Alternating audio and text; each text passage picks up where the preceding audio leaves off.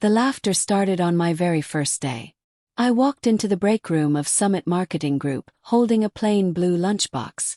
It was nothing special, just a container my mother, Ellen Graham, had packed for me years ago while I was still in school, worn at the edges and slightly faded. I found a seat at the far end of the table, away from the noise, and quietly opened my container of food. The smell hit the room before anyone even looked my way. Soft, slow-cooked pot roast with thick brown gravy poured over fluffy mashed potatoes, with a small side of buttered green beans tucked neatly into the corner, and a tiny bottle of water beside it all. That was when the whispering started.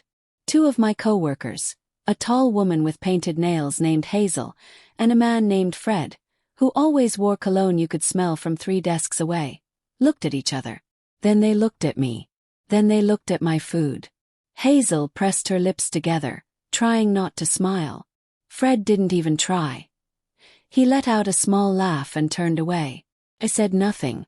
I just opened my bottle of water, picked up my fork and ate. Every single bite. Slowly, like I had not heard a thing. But I had heard everything. My name is Clarence Graham. But back then, my name did not matter much to the people in that office. What mattered was who I am beneath the surface. I am a 25-year-old young woman who grew up in a small, quiet home in Ohio with 3 siblings. My younger sister Haley, who was still in college, and our 2 younger brothers, Tyler and Josh. We were raised by a tired but loving mother, Ellen Graham, and a father, Thomas Graham, who worked 2 grueling jobs just to keep the lights on. We never had much luxury, but we always had food. Real comfort food, cooked from scratch, made with the kind of love that money cannot buy. I studied hard, earned a scholarship, and finished college with honors. Then I landed a job at Summit Marketing Group downtown. It was the kind of place with glass walls, expensive espresso machines, and people who wore designer brands I could not pronounce. My salary was decent. Not great, but enough to live on if I was careful. And I was very careful. I shared a small apartment with Haley to split costs. I sent money home every month to help our parents with the household bills. I had heavy student loans to pay off. I had goals, real long-term goals, that required me to be disciplined every single day. Eating out was simply not part of that plan. So every morning I woke up early, cooked my lunch, packed it neatly, and carried it to work. That was my routine. That was my life. And no amount of laughter was going to change it. By the second week, the comments were no longer whispered. They were said out loud in the Summit Marketing Group break room. "Is that pot roast again?" Fred asked one afternoon. He had the kind of confidence that came from never having to worry about money.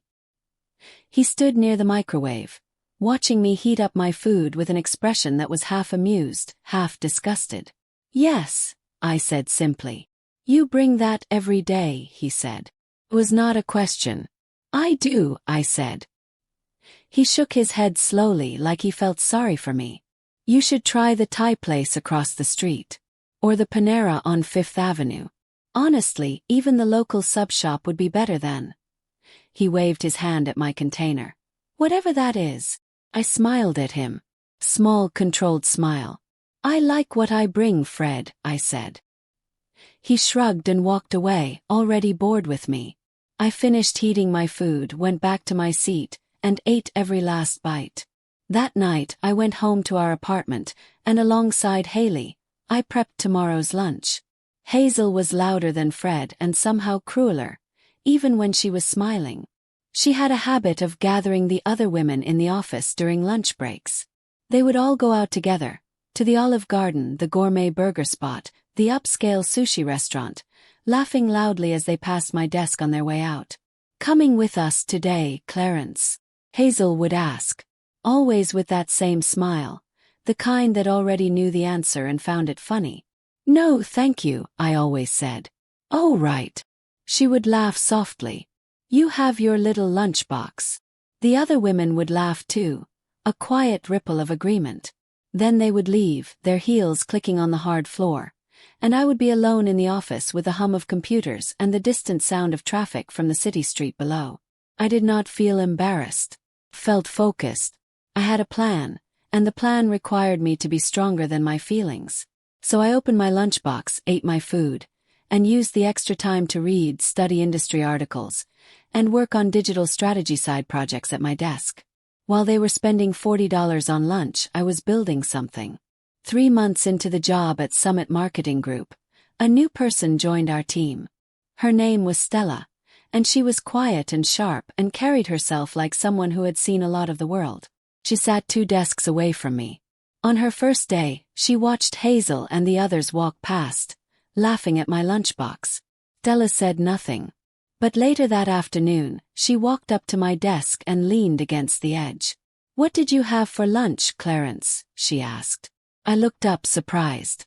"Roasted chicken, sweet potatoes, and green beans." She tilted her head. "Was it good?" "Very," I said. She nodded slowly like she was processing something. "Cool," she said and walked back to her desk. That was all. But it was the first time in 3 months that someone had asked about my food with genuine curiosity instead of judgment. Felt like a small light in a dark room. Stella quickly became my first real friend in that office. What no one at work knew, what I told absolutely nobody, was the real reason I never ate out. It was not just about day-to-day money, though money was certainly part of it. It went deeper than that. Much deeper. 8 months before I started at Summit Marketing Group, my mother, Ellen, had suffered a severe medical emergency. She collapsed at home one evening while cooking dinner. By the time the ambulance arrived and the doctors ran their tests at the hospital, we had a diagnosis that changed everything we thought we knew about our future. The medical bills started arriving within weeks. Long white envelopes stuffed with insurance statements and balances that made my stomach drop. Ellen had no insurance that covered the full cost of her long-term treatment. My father Thomas's 2 jobs barely covered the basic mortgage and interest payments. And my younger brothers, Tyler and Josh, were far too young to contribute. The weight of what was left landed slowly and surely on my shoulders as the eldest working child. So when I got my job offer and calculated my salary against my expenses, I made a strict budget list. Rent, utilities, groceries, student loan payments, and the money sent home to Thomas for Ellen's medical expenses. There, at the very bottom of the list, anything left over went into a savings account I could not touch. Eating out did not make the list. Not even once. I became a master of meal planning. Every Sunday I would spend 2 hours cooking for the entire week. I made large portions of pulled pork, chili, or chicken casserole, seasoned carefully so the flavors deepened as the days went on. I baked potatoes, boiled pasta, or roasted vegetables, depending on what was on sale at the local Kroger. I sliced carrots, boiled eggs, and made small portions of everything that would keep well. Then I packed each day's lunch into its own Tupperware container, labeled it, and stacked them in the fridge. Monday through Friday. My grocery bill was lower than most people would believe because I knew how to stretch ingredients, how to make 1 pot of turkey chili last 3 days, and how to make a simple meal taste like something special. Ellen had taught me. Her own mother had taught her during tougher times. It was a knowledge passed down through generations of women who had learned to do a lot with a little. I thought about Ellen and the grandmothers before her often while I prepped. I thought about what they had endured, and it made me feel proud. Genuinely proud, of my little containers of food. No one's laughter could take that away from me. By the 5th month, the mockery had settled into a predictable routine. Hazel's group laughed, Fred made his comments, and I simply smiled, said nothing, and ate my lunch. But something else was changing. My work at Summit Marketing Group was getting noticed. I had been quietly putting in extra hours, using my quiet lunch breaks to finish account tasks ahead of schedule. I used the money I saved to pay for an advanced online certification course in Google Analytics and digital brand strategy, which gave me analytical tools my colleagues simply did not possess. My reports were sharper, my client campaigns performed better, and my director, a calm, serious woman named Ms. Albright, had started calling on me in leadership meetings more often. I did not announce any of this. I just worked. But offices are small places. People notice things even when they pretend not to. I could feel the shift, subtle at first like a change in air pressure before rain. The way Fred's eyes lingered on my computer screen sometimes. The way Hazel went quiet when I spoke during a group presentation. They were watching me now. Not to laugh but to figure me out. And I had no intention of making it easy for them. One Tuesday afternoon something unexpected happened. I was eating my lunch at my desk, a warm container of homemade chicken noodle soup with fresh sourdough bread, when Stella pulled up a chair beside me. She had a Starbucks takeout bag in her hand, but she set it aside and leaned in slightly. "Can I ask you something personal, Clarence?" she said quietly. "Go ahead," I said. "How do you do it?" Her eyes were entirely serious. The meal prepping every day. The not caring what they say. All of it. I looked at her for a moment. "Who says I don't care?" She blinked. "Don't you?" I stirred my soup slowly. "I care, Stella. Course I care. Doesn't feel good when people laugh at you. But caring about something and letting it stop you are two entirely different things." Stella was quiet for a long time. Then she asked, "What are you saving for?" Pause. I had not told a single soul in the building. But Stella had kind eyes and a still face, and something told me she would understand. "My mother, Ellen," I said softly. "She's very sick. And the hospital bills don't stop." Stella nodded. She did not say she was sorry, and she did not look at me with hollow pity. She just nodded like she understood what it meant to carry something heavy and keep moving anyway. That was the moment she went from being a work friend to being my person.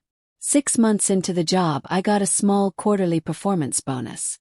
It was not a fortune, but it felt enormous to me. I transferred every single cent to Ellen's medical fund account and texted her that night. She called me back immediately.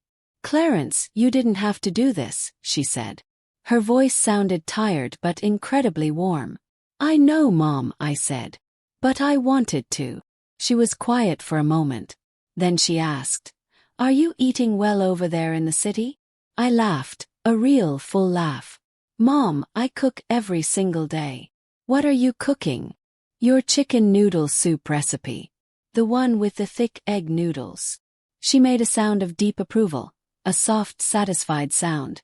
And I could picture her exactly, sitting in the green armchair by the living room window at home, the one with the worn armrest she and my father, Thomas, refused to throw away. "Good," she said softly. "You always made it better than me anyway." That was completely untrue, but it was the kindest thing anyone had said to me in months. I held on to it tightly through every long day that followed. The turning point came on a Thursday, 7 months after I started. Ms. Albright called me into her office at the end of the day. She was looking at her computer when I walked in, and she gestured for me to sit without looking up. I sat and waited, my hands folded in my lap, calm on the outside even though my heart was beating harder than usual. She turned to face me. "Your Q3 account results came in, Clarence," she said. "You outperformed every single one of our marketing projections. By 31%. I kept my face perfectly still. "Thank you, Ms. Albright. I'm not just complimenting you," she said. "I'm telling you because I want to know how you did it. Walk me through your process." So I did. For 45 minutes, I walked her through every campaign decision, every target metric, and every data insight I had developed during those quiet lunch breaks at my desk while the others were out spending money. I showed her the digital strategy certificates I had earned online. I showed her the competitive analysis I had built entirely on my own time. Ms. Albright listened without interrupting once. When I finished, she looked at me for a long, silent moment. "I'm recommending you for the senior strategist position," she said. "The executive board review is next month. I want you ready." I walked out of her office and went straight to the restroom. I stood at the sink, gripped the cold porcelain edges, and let out one slow, shaking breath. Then I washed my hands, fixed my face, and went back to my desk. Word travels fast in a small corporate branch. By the next morning, people knew something major had happened. They did not know the details, but they could feel it the way you can feel thunder before the sound arrives. Ms. Albright had called me in. I had been there for a long time, and I had come out looking entirely composed without saying a word to anyone. Fred was the first to crack. He appeared at my desk just after 9, leaning against the cubicle partition with his arms crossed, trying to look casual. "Good meeting yesterday?" he asked. "Productive," I said, not looking up from my screen. "Ms. Albright doesn't usually meet one-on-one unless it's serious," he pressed. "I know," I said. He waited for me to say more. I didn't. He eventually straightened up and walked away, but I could feel his discomfort from across the room. The lunch comments from him stopped completely that day. Not because he suddenly felt ashamed, but because he was calculating now, trying to figure out whether it was still safe to look down at me. It wasn't, but he would have to figure that out on his own. Hazel's shift was slower and much more interesting to watch. She didn't stop the group lunch invitations immediately. She kept asking, the same way you keep knocking on a door even after you sense no one will answer. But the edge of mockery was entirely gone, replaced by something that took me a while to name. Real, reluctant curiosity. One afternoon, she lingered near my desk longer than usual, her own Chipotle takeout bag hanging from one hand. Her eyes drifted down to my plastic container. "What is that?" she asked. There was no laugh this time. Just a question. "Homemade beef stew and a cornbread muffin," I said. "It smells really good actually," she said. The words came out like she hadn't planned on admitting them. "It is," I replied. She stood there for another moment, then nodded and walked away. It was a small thing, but it meant everything. Hazel never admitted anything she didn't absolutely have to. That little confession cost her something, and we both knew it. The day before my senior strategist review, Stella appeared at my desk with 2 cups of hot English breakfast tea. She set one down in front of me and sat in my visitor's chair. "Tomorrow's the big day," she said. "It is," I said.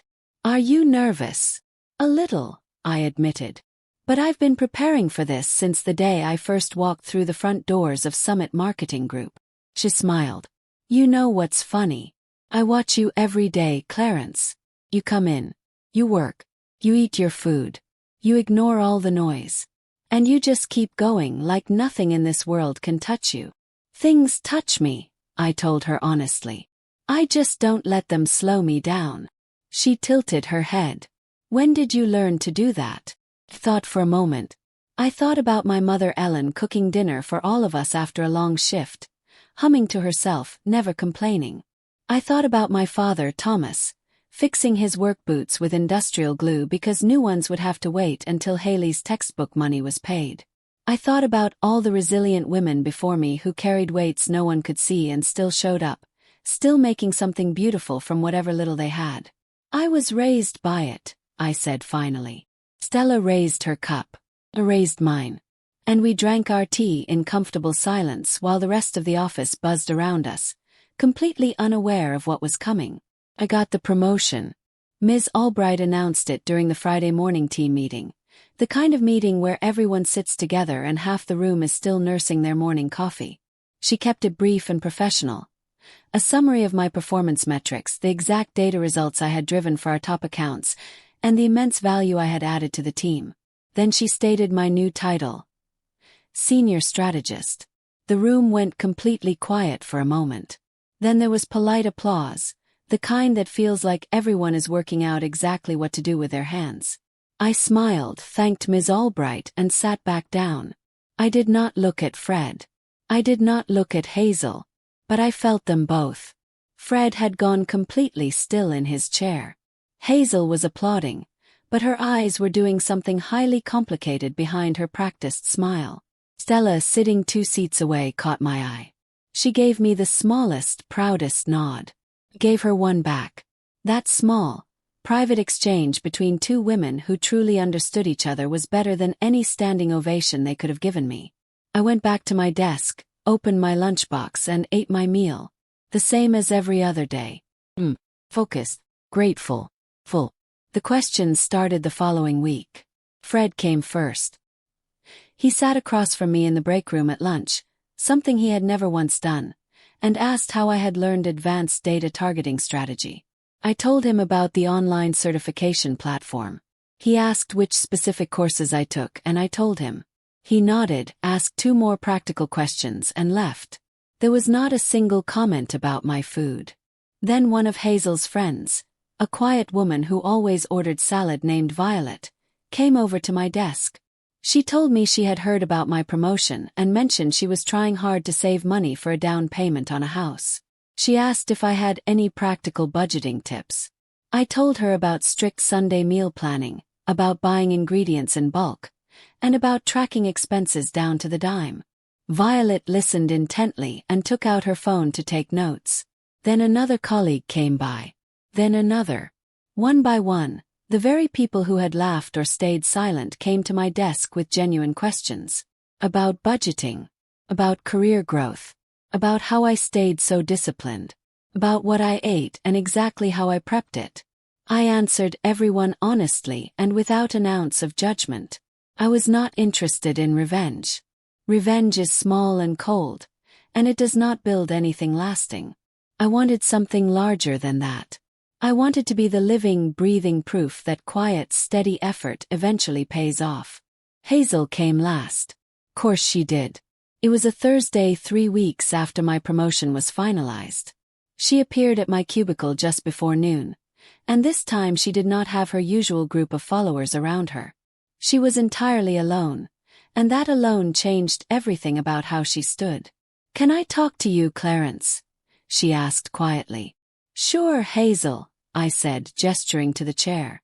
She sat down and looked at her manicured hands for a moment. "I owe you an apology," she said. I waited, remaining silent. The lunchbox thing. The petty comments. I was unkind, and I knew it was unkind when I was doing it, and I did it anyway. That wasn't right of me. She looked up, meeting my eyes. "I'm genuinely sorry." I looked at her for a long moment. I thought about every sharp smile she had aimed at me like a small weapon over the months. Every laugh. Every exclusive invitation designed to remind me of what I couldn't afford. And then I thought about the fact that she was sitting here now, saying words that clearly cost her a great deal of pride. "Thank you, Hazel," I said. "I really appreciate you saying that." She exhaled a long breath, her shoulders dropping. Then quietly she looked down. "What's in the lunchbox today?" I opened the container. Homemade mac and cheese with barbecue pulled pork. She looked at it curiously. "Can I?" She stopped herself, embarrassed. I smiled, a real one this time. "Next time, Hazel. I'll bring extra for you." He smiled back. It was the first authentic smile she had ever given me. That evening, I called home to my parents, Ellen and Thomas. My mother was having a much better week. Her latest round of medical treatment at the clinic had gone smoothly, and the doctors were cautiously optimistic about her recovery path. Because my salary had been substantially adjusted with a senior promotion, I had already increased the amount I transferred home. But she didn't know the reason behind the extra funds yet. I had been saving the news for tonight. "Mom," I said when she answered. "Clarence, what is it?" She could always hear the slightest shift in my voice. "I got promoted," I told her. "I'm a senior strategist now at Summit." On the other end of the line, she made that sound again, that soft, deep sound of profound approval that I had been hearing my entire life. But this time it was fuller, warmer. And then it was followed by something I did not expect at all. She began to cry. She wept quietly, the way Ellen did everything, without drama, without wanting to be center stage. I could hear her trying to hold it in, so I just held the phone close to my ear and let her feel it. "I'm so proud of you, honey," she finally managed to say. "You worked so incredibly hard." "I learned how to work from you and Dad," I said. And I meant every single word of it. A year after I first started at Summit Marketing Group, I sat in the break room during lunch. I wasn't alone at my desk anymore. I was at the center table, surrounded by 6 of my colleagues, including Stella, including Hazel, including Violet, and 2 new junior team members who had started that quarter. In the middle of the table sat a massive steaming slow cooker filled with my mom's signature barbecue pulled pork, alongside a tray of freshly baked brioche buns and a side of homemade potato salad. There was more than enough for everyone. I had announced it casually that morning at the end of our team meeting, telling them I was celebrating my 1-year anniversary at the company and wanted to bring in a classic Midwest lunch. Ms. Albright had smiled from the doorway, looking like she understood something the others were only just beginning to grasp. In the break room, people piled their plates high and tasted the food. The reactions that followed were gratifyingly genuine. Violet said it was the best pulled pork she had ever eaten. One of the junior members asked for the recipe. Even Fred, sitting across the table with a heaped plate, looked up and said simply, "Clarence, this is incredible." I nodded happily. "Thank you everyone," I said. "It's my mom Ellen's recipe."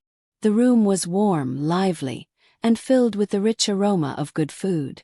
I looked around at the faces, some of whom had mocked me, some of whom had ignored me, and some of whom had become genuine lifelong friends.